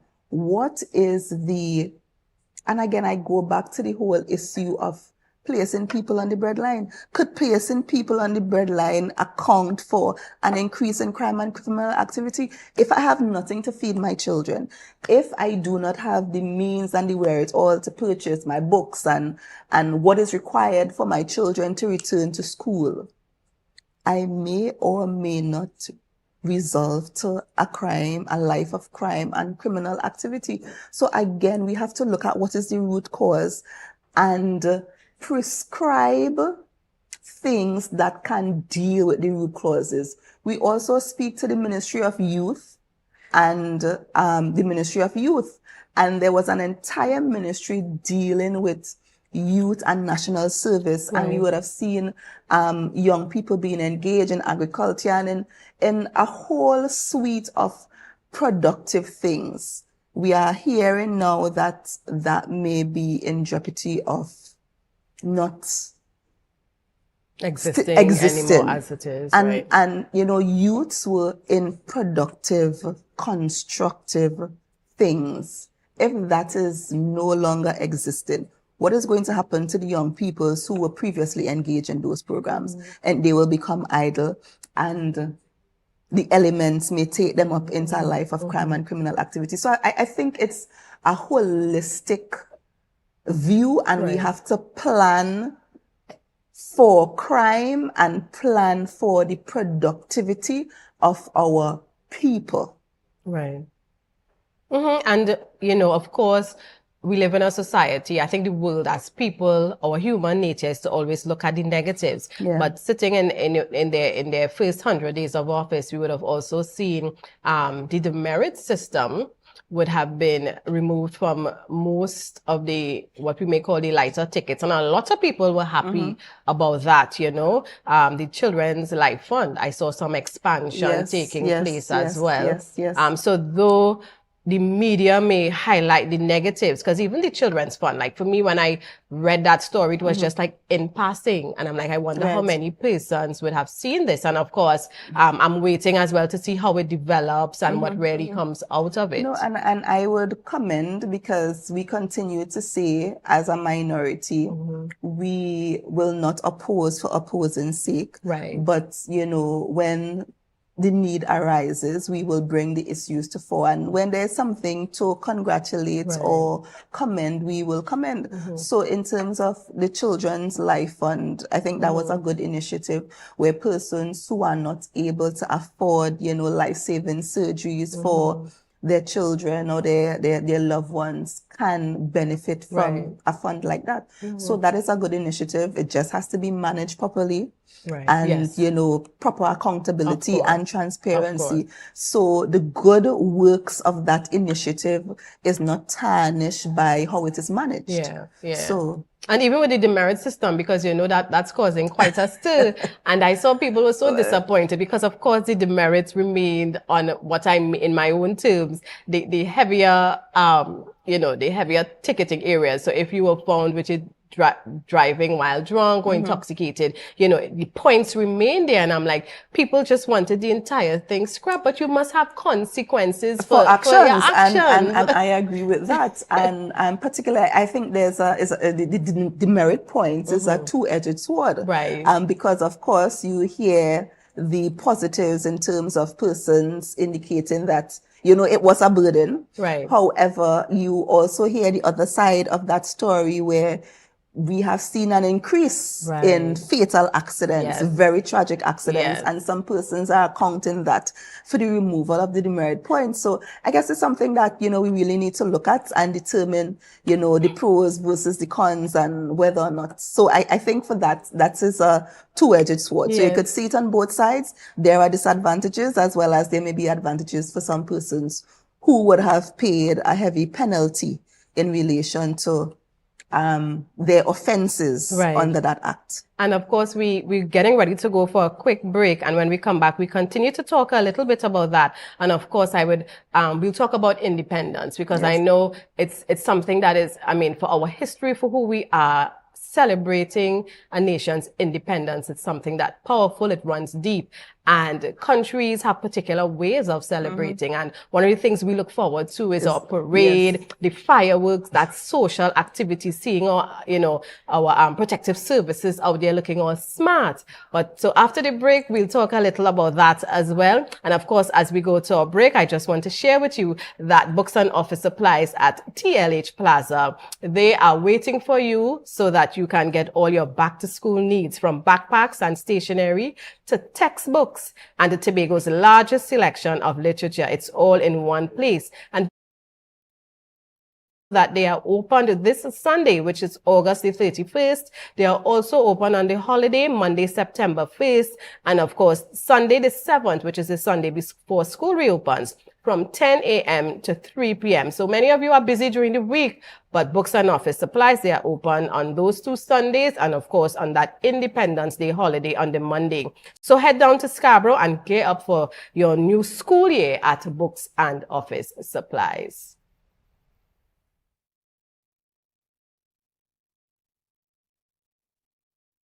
Rise and shine, Tobago. The breakfast vibes you've been waiting for is here. When you rum, tell you you's a big dancer. It's time for Sun Up Tobago, the ultimate breakfast inclusive cooler party that kicks off your carnival in style. We come to take shots.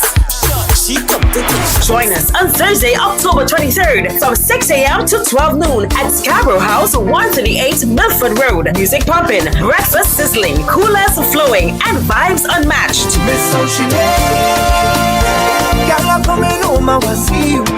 This is where sun, sea, soca, and celebration collides. Get your early bird tickets now at Pablo Supermarkets, Barcode, Lost Restaurant and Launch, Signature Cuts, IslandEtickets.com, and committee members. Don't miss the event where Tobago Carnival truly begins. Sun Up Tobago. Come for the breakfast, stay for the vibe.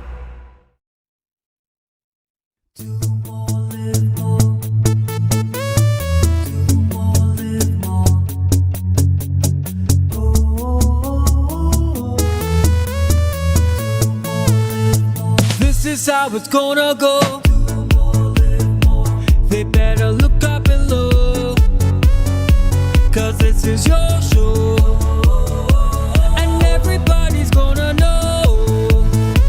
Say it to them once again. They better look up below. This is your show, and everybody's gonna know. That's how it's gonna go. They better look up below, 'cause this is your show. Are you in a dispute with a registered investment service provider of the TTSEC? Or maybe you're the victim of an investment scam? You can lodge a complaint or submit an anonymous tip to the Trinidad and Tobago Securities and Exchange Commission. Download our Investor Protection app or go to ttsec.org.tt to access our complaint form or submit an anonymous tip. Write a clear summary of your complaint.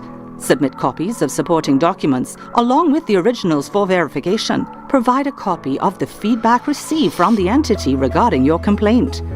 All investor complaints or scam reports submitted by the public are acknowledged and reviewed by the TTSEC.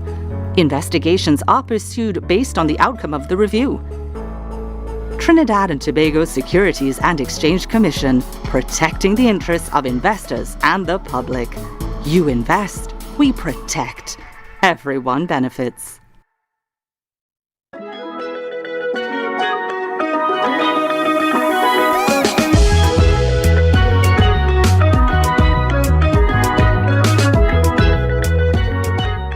Take your shot with Junior K. Always with the introductions, as you see. And of course, we're on television. Big up to my boy Saki. We just complete. I saw that. So we didn't have a choice. We had to call it. Good. So, Carnival. I say, warn them. Hey, I get to know. Baba boy, don't run. Me God, we are the last man. Alright, you got a drink, bro? Drinking liars. Enjoy Take Your Shot on YouTube. Like, subscribe, and share.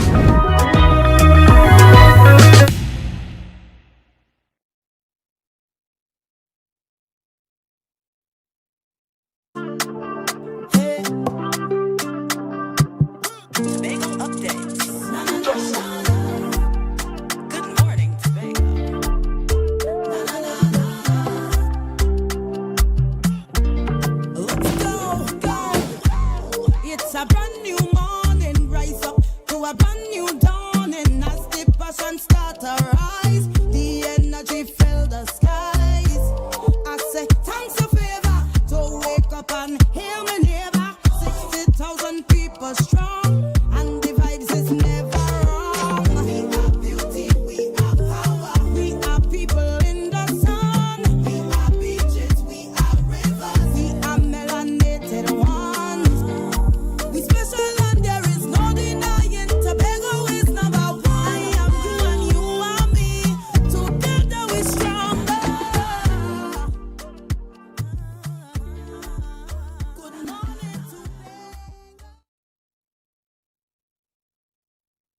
Tobago. Of course, we're coming to you live from the Magdalena Grand, and we are inside the Robinson Crusoe Cave, and you'll hear a little more about that location later on this morning. I continue having an interesting conversation with our councillor from the minority side of Tobago House of Assembly, Mrs. Petter Benoit. And we're just wrapping up that topic about 100 days in governance. You know, for those of you who may not be from Trinidad and Tobago, we do have a new sitting Prime Minister, and it's just about just over now 100 days that she and her colleagues have been sitting in office. One of the things I wanted to raise, because, you know, viewers are sharing their comments as well, and we have a viewer who's asking, what about the Ministry of Tobago Development? I guess they are looking at that as one of the areas where people were dismissed, etc., you know, after having the PNM come in. So what's your take on that? Under the Ministry of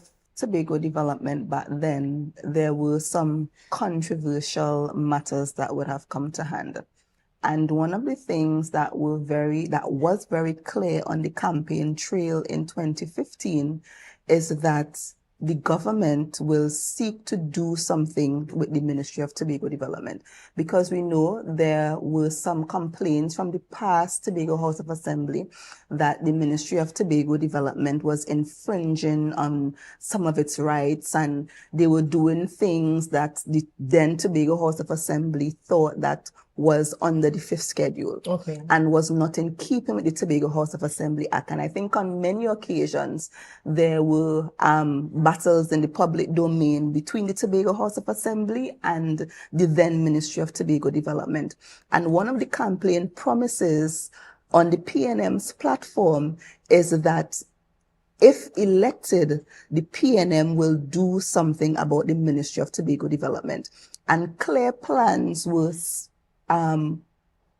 set on the campaign trail about what will happen to the Ministry of Tobago Development. So it's not that it was a secret about what the intention or what the policy direction would have been for the Ministry of Tobago Development. And based on what was articulated, people voted for the People's National Movement government to come in place in 2015. And again, based on the manifesto promise and the policies that were set out on the campaign trail for that election, the PNM would have executed what it promises. So there was no secret about what would have transpired then between the Tobago House of Assembly and the Ministry of Tobago Development, and there was no secret about what the policy direction would have been if elected with the Ministry of Tobago Development. Right, and of course I want us to switch gear and look at Independence Day in Trinidad and Tobago. So historically, before we went to the break, historically, one of the major events we looked forward to is our parade. Trinidad's parade, Tobago's parade. And, you know, I even saw in recent time that some Trinis were coming over because they said they like Trinidad has maybe a greater pomp and ceremony, but there's something more intimate about the Tobago parade, and you know, you're right there, and you know, they just have a grand time, and started recently coming for Tobago's parade because of the experience. But we are not going to have it because we are in a state of emergency, and the government saw it fit that having such an event may interrupt the flow of how things are being handled on the protective services side.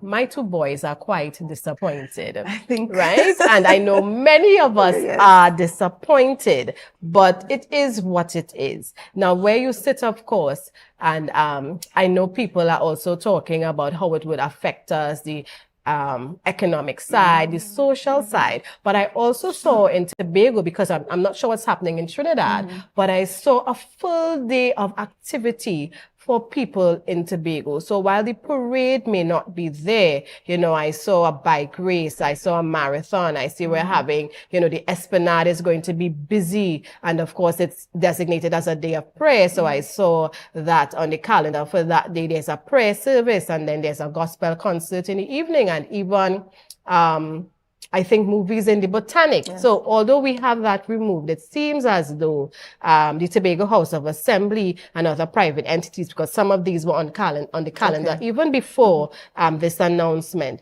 that this is taking place. But there's still the fallout that there is no parade. Let's hear your take on that. Well, of course. I think generally Trinidad and Tobago is disappointed. Yes. Because we celebrate our independence, and this year would be our 63rd independence. Yes. Yeah. We celebrate our independence with our military parade. Everybody come out for the pomp and flair of the parade. They line the streets, and, you know, they experience that what we call Trinidad and Tobago independence. So for the first time, well, I think we did not have it during COVID. Yes, correct. But outside of COVID, this has been the first time that Trinidad and Tobago will not have that type of celebration. And some weeks ago, I was uptown Scarborough, and I was hearing a band coming through the streets. Yes. And I think it was the Boys Brigade, and they were practicing, of course, for what is normally the Independence Day parade. And I'm sure all the military and paramilitary groups were in full preparation for how we usually celebrate. So it is disappointing. And yes, I see that the Tobago House of Assembly has a full calendar of events. I think it was released yesterday. I saw it yesterday. So I don't think that is any compensation for how we would normally celebrate. Right. But I wish all the activities its full success. I think I heard somewhere through the grapevines that there would be something in the streets. Okay. Put on by probably the paramilitary groups. Okay. That is yet to be confirmed.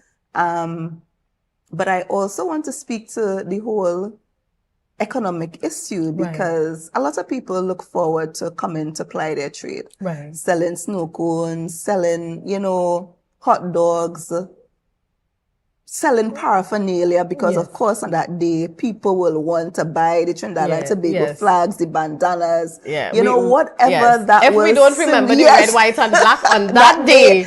Right. Yes. And I think it was a real means of creating economic activity, both in Trinidad and Tobago. So of course that will be lost in the most. Yes, we are having the other activities, but I don't think the economic activity that is created surrounding our typical Independence Day celebration will be there. And again, people look forward to the fireworks in the night. So after you go through the full day's activities, looking on at the parade, lining the streets for when they come through the streets, from parades going to Scarborough or from Queen's Park to Port of Spain, going home, resting up, coming back in the evening to witness that fireworks, which also again is another anticipated activity and again we will see persons plying their trade, and again greater economic activity. I don't think that will be present this year, so that is also another disappointing feat. But I wish all the activities of the Tobago House of Assembly. I wish them all the best, and I hope that they are a success.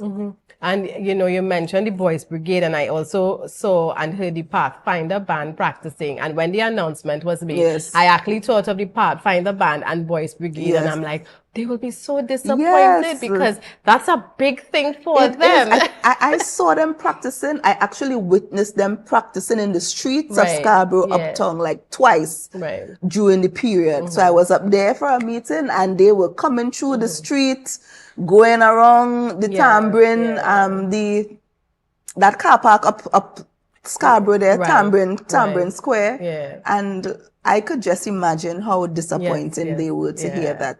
But you there know, will be no parade this year. Sometimes decisions are made, and we the public, we would have our opinions, and even though the government may present, sometimes we really don't understand what's going on behind the scenes. And though many of us are disappointed, and we would come up with all the ways this may have been handled, sometimes we just have to go along and really hope that the decision works out in the best interest for our nation. So, you know, rules, we are in a state of emergency, and it's not your typical state of emergency that some other countries may have, because you do have different levels and different forms. So we are still free to move about. I had a friend call me, Trinidad and Tobago is in a state of emergency. And I have a friend telling me this, and I say, no, you wouldn't, if you land here, you wouldn't even know that. You know, it just gives the army arresting powers, etc. And of course, you know, certain rights are not in place, but the average citizen is not really impacted like how you may see it in other countries. So I know we are disappointed, but it's a day you can still spend time with your family. In Tobago, there is a calendar of events, many things taking place, whether you just choose to be with your own family on the beach. Let's adhere to the guidelines, you know, put out there first. Let's not get ourselves in trouble.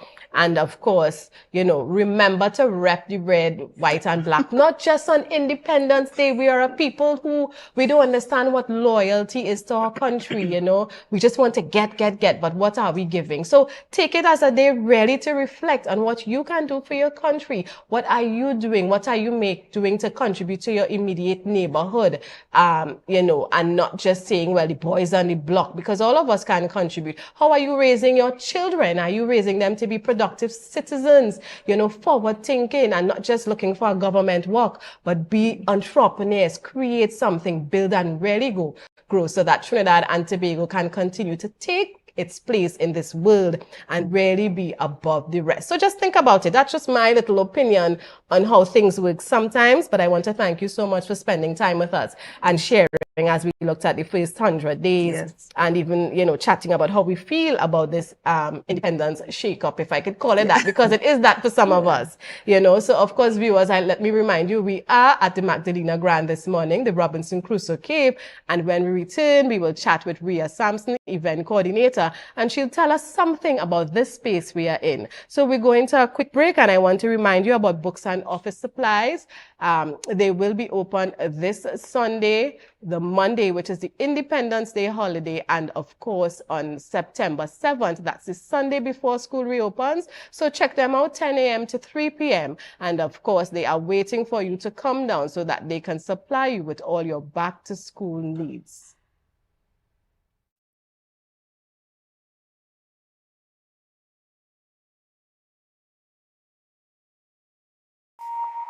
Want to get better? Where to start? What kind of exercise to do? What to eat? How to get restful sleep? Need a doctor to search for root cause? Look no further. Come to Majuba Hill Lifestyle Center Foundation at our Wellness Center in Goodwood, or Food Hub in Darrow Springs, Scarborough, or Doctor's Office in Goodwood and Darrow Spring. Contact 49 Swift 4979 438.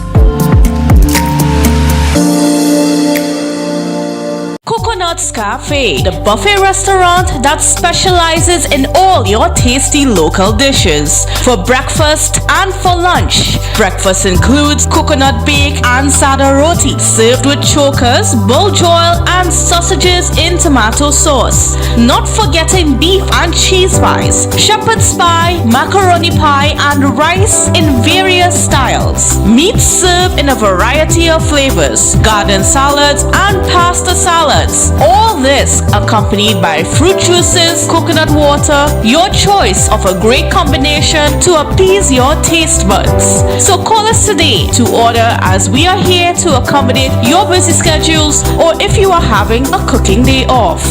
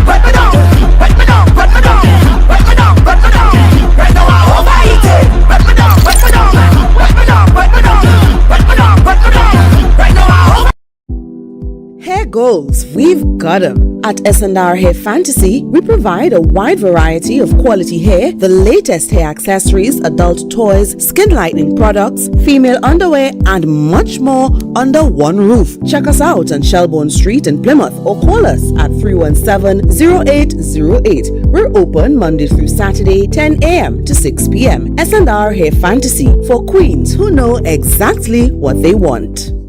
Quartz is well known as the Caribbean's largest retailer, providing consumers for generations with the very best products to enhance their homes. This year, we bring our expertise to businesses. Quartz Business Solutions will serve small, medium, and large companies with the very best products at the most competitive prices, backed by warranties and after-sales support. Hoteliers, office managers, restaurants, and so many more. Quartz Business Solutions, a brand of the Unicomer Group. It's a different type of thing down there. And we party till we drop down there. With a lot of pretty girls down there. Down in Tobago.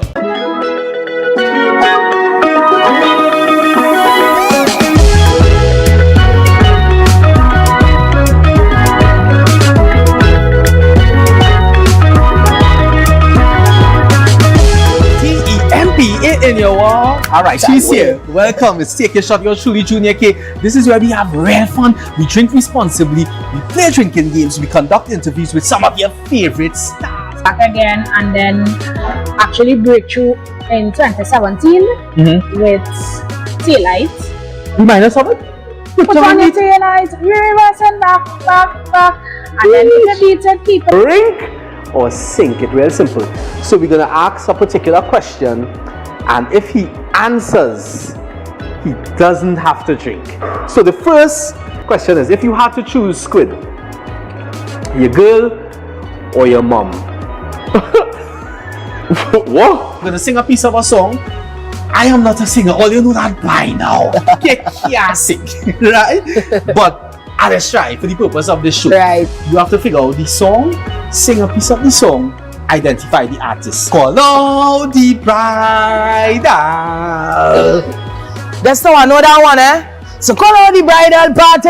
We gonna make all the residents happy. Bartender make it snappy. For the good for the king like Poppy.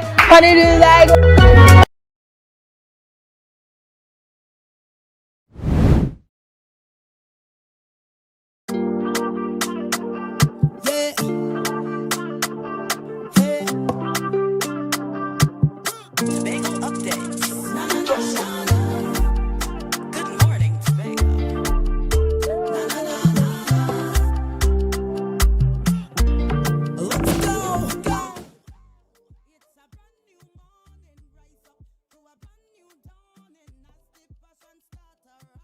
Thank you, viewers, for staying with us. You are viewing GMT. Good morning, Tobago. And it's Friday, the 29th of August. We are wrapping up the month of August already.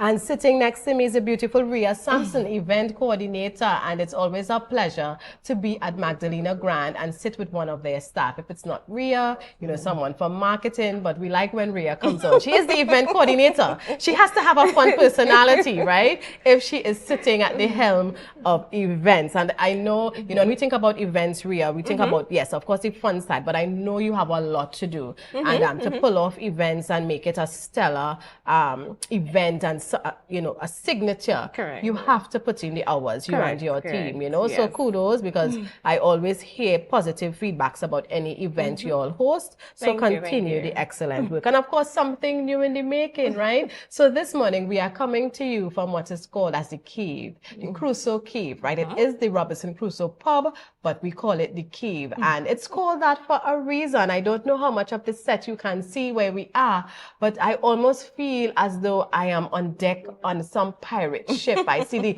skull and the bones, the flag looking at me. You all probably can't see that. I see a treasure box, you know, and it makes you feel as though you're at the helm. The wheel is there on the ship. And it's pretty, it's a cool place. For those of you who hang out here, you know what I'm talking about. For those who've never been, somewhere for you to check out. Let's talk about CPL. So we are in CPL season. And we know when you talk about West Indians, don't mess with the cricket, right? Especially the Caribbean Premier League. It's exciting. It's not like a test match that is drawn out. So this is fast and furious. The excitement is there. And I always think watching sports with someone or with your friends, it makes it a whole lot more exciting and memorable. Of course. Especially if you have that one person who's not supporting the team you're supporting, right? You always need the one on the opposing side to make sure that the conversation's going, you know, back and forth. That little heat is always necessary. Definitely. But we have the watch party going on at the pub, so you can come after work with your friends, your co-workers. So we've changed the happy hour time from just so that persons can come after work. So it's now from 5:30 till 6:30. And we have drinks, we have snacks, and of course you could come cheer on your team. We know that TKR is in Trinidad right now. So if you can't make it into Trinidad to have the party, you can have the party with us. Here. Let's talk about your packages, because when people hear packages, is it that, you know, I can just come with how many persons? Does it have to be pre-arranged? It does. We do suggest that you pre-arrange it. The reason for that is the Crusoe Cave, it comes like a little section just for you and your crew. Right. So it's locked off. We have a specific person that will be attending to you, and you can book your package in advance and you tell us what you're looking for. Now, you can decide, some persons decide to just book one package. You can book more than one package. You get a little food and a little bit of drinks involved. And you can come, and upstairs here is just for you. Right. That sounds very VIP-ish. You have a place, somebody specially attending to you, you know, area blocked off. What more are you asking for? Come and enjoy. So tell us, so we know that CPL, but outside of CPL, can this kind of service be afforded? Of course. You can come at any time, you know, even if you're having a little birthday party, a staff office party, you don't want a big, you know, as much as we do the ballroom and so forth. You just have a few persons in the office that you want to have. You can come upstairs here. We can set it up according to you and your budget that you're looking at, and we will work along with you. Right, but now we are in CPL season, so we're talking about that. So I know you have a silver, gold, and bronze package. Give us some price points. Give us an idea of what people, the value people will get from those packages. So the bronze is the cheapest of the package. The silver is in the middle, and then of course the gold is more like if you have a crew. Right. A crew. Right. So you get a little bit of food. You get some jira, you get pizza, you get different things depending on the package that you take, and of course the main package you get bottled drinks as well. So there's a few non-alcoholic drinks and alcoholic drinks as well. So you're catering for everybody in the crew. Of course. Right. So, you know, we love the excitement. And as Trinbagonians, we know how to lime. Nobody can do it like us. Of course. And we love the CPL excitement. So Crusoe Caves, they're offering something special for you. And, just to create the vibes. Yeah. You could watch it home if you want, but, it's not the same. It's yeah, not the same. right? And then somebody in the house mightn't like the cricket they pass. They like, I drive stoops at you, like you're watching that again. So organize your friends who like the excitement. You can't be there in Trinidad, but you can have a front seat right here, yeah. and enjoy. So what's the number to call? You can call direct 660-8500. Just ask for guest services. They will assist you as best as they can, and they will always create the package. If you want to email, you can email sales@magdalenagrand.com, and we can assist you as well. Right, so that's the number, of course, to call. I know that Ria has piqued your interest. It's not too late. There's a game this evening. Yes, right? Yes. Tomorrow you have Sunday, and of course you could always check out the schedule. CPL runs from...